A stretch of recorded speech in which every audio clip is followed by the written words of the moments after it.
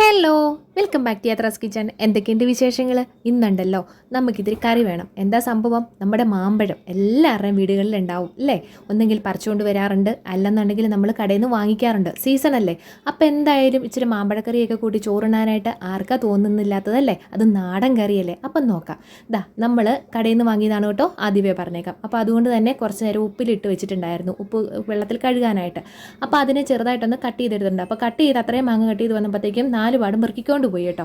അതുകൊണ്ട് കുറച്ചേ കിട്ടിയുള്ളൂ. എന്നാൽ പിന്നെ അതിനകത്തോട്ട് കുറച്ച് മഞ്ഞപ്പൊടി, കുറച്ച് കറിവേപ്പില, പിന്നെ വേണമെന്നുണ്ടെങ്കിൽ ഇത്തിരി മുളക് പൊടി ഇത്തിരി കൂടുതലിട്ടാലും കുഴപ്പമൊന്നുമില്ല. ഇത്തിരി എരിവിന് വേണമെങ്കിൽ ഇരുന്നോട്ടെ. പിന്നെ ഇച്ചിരി വെള്ളം കൂടെ ഒഴിച്ചിട്ട് ആവശ്യത്തിനുള്ള ഉപ്പും കൂടി ഇട്ട് നമുക്ക് നന്നായിട്ടൊന്ന് വേവിക്കാൻ വെക്കണം കേട്ടോ. അപ്പോൾ ജസ്റ്റ് ഒന്ന് ഇളക്കി കൊടുത്തോളുക. നമുക്കതിനെ അടുപ്പത്തോട്ട് വെച്ചൊന്ന് വേവിച്ചേക്കാം. എന്നാൽ പിന്നെ ആ സമയം കൊണ്ടുണ്ടല്ലോ കുറച്ച് തേങ്ങ ചിരകി എടുത്തിട്ട് ഒരു മുളകേ എടുത്തിട്ടുള്ളൂ, ഒത്തിരി ഒന്നും എടുത്തിട്ടില്ല. കാരണം കുഞ്ഞുങ്ങൾ കഴിക്കുന്നതാകുമ്പോൾ നമുക്ക് ഒത്തിരി എരിവ് ചേർക്കാൻ പറ്റത്തില്ല. പിന്നെ നമുക്ക് വേണമെന്നുണ്ടെങ്കിൽ ചേർക്കാം, അത്രേ ഉള്ളൂ.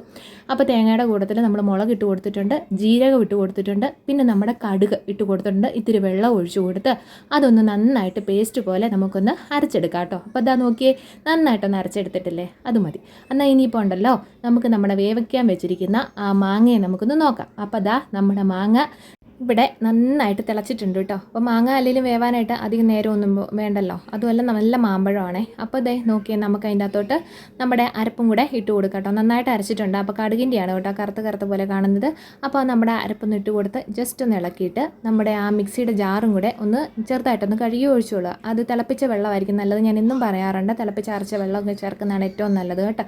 അപ്പോൾ അതും കൂടെ ഒഴിച്ചു കൊടുത്തോളുക. ഉപ്പ് വേണം എന്നുണ്ടെങ്കിൽ ചേർക്കാം. ഞാനിവിടെ ആദ്യം തൊട്ട് തന്നെ ഉപ്പ് ചേർത്തത് കറക്റ്റ് ആയിരുന്നു, അതുകൊണ്ട് പ്രത്യേകിച്ചൊന്നും ചേർക്കുന്നൊന്നുമില്ല. ഇനിയിപ്പം നമുക്ക് എന്താ ചെയ്യേണ്ടതെന്ന് വെച്ചാൽ അതിനെ ഒരു 5 മിനിറ്റ് ഒന്നുകൂടെ നമുക്കൊന്ന് നന്നായിട്ട് തിളപ്പിച്ചെടുക്കാം. അതൊന്ന് മൂടി വെച്ചോട്ടെ കേട്ടോ. അപ്പോൾ ഇതാ ഒരു 5 മിനിറ്റ് കഴിഞ്ഞപ്പോൾ നമ്മൾ തുറന്ന് നോക്കിയിട്ടുണ്ട്. നല്ല സ്മെല്ലാട്ടോ അത് തുറന്ന് കഴിയുമ്പോൾ വരുന്നേ. എൻ്റെ പൊന്നെ, എന്നാ നല്ല സ്മെല്ലാന്ന് പറയാം. കാര്യം നമ്മൾ കടുക് പൊട്ടിച്ചിട്ടൊന്നുമില്ല, പക്ഷെങ്കിൽ ആ മാമ്പഴത്തിൻ്റെ ആ കടുക് ജീരകമൊക്കെ കൂടെ, അതായത് നാടൻ കറികളോട് ഇഷ്ടമുള്ളവർക്ക് ആർക്കും ഈ മാമ്പഴക്കറി മാത്രം മതി, നമ്മുടെ മാമ്പഴ പച്ചടി മാത്രം മതി ഇത്തിരി ചോറുണ്ണാനായിട്ട്. നമുക്കിനി കടുകൊന്നും പൊട്ടിച്ച് ചേർക്കേണ്ട കാര്യമില്ല കേട്ടോ.